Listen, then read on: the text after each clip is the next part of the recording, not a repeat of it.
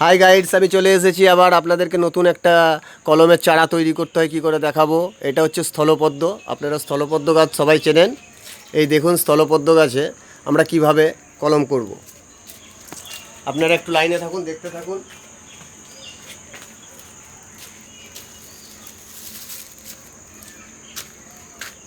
এই জায়গাটা একটুখানি ছুলে নিতে হবে।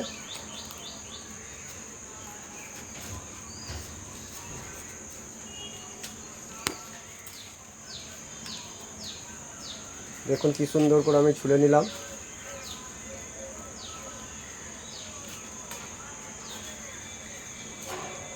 এইভাবে ছুলে নেবেন। ছুলে নিয়ে মাটিটা তৈরি করে নিতে হবে আগেই। এই যে মাটিটা তৈরি করে নিয়েছি, এটাকে ঠিক এইভাবে দিয়ে পড়ে এইভাবে দিয়ে এটাকে দেখুন, এটাকে বলা হয় গুটি কলম। আপনারা দেখতে পাচ্ছেন, এইভাবে সুন্দর করে বেঁধে নেবেন যেন হাওয়া না ঢোকে। এটাকে বলা হয় গুটি কলম।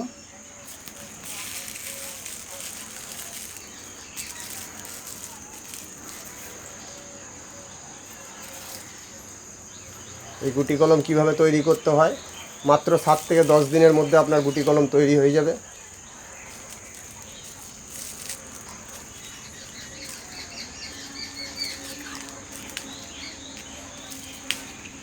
দেখুন গুটি কলম তৈরি হয়ে গেছে।